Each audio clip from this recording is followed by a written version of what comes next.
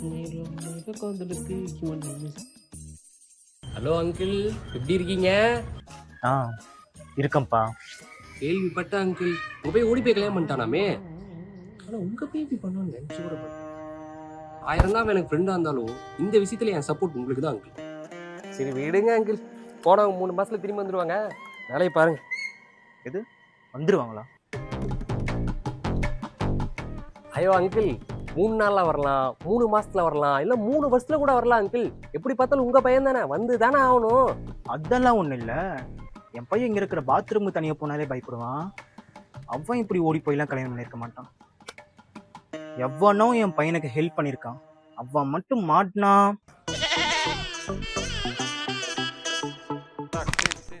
ஐயோ அங்கிள், ஏதோ பலான பாட்டுக்காக பண்ணியிருப்பான், விடுங்க அங்கிள்.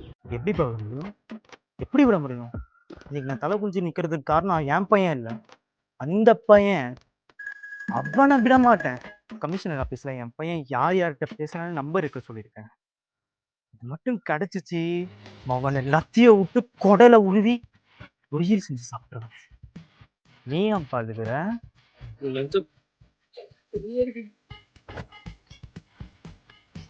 பாத்துக்கிறேன்.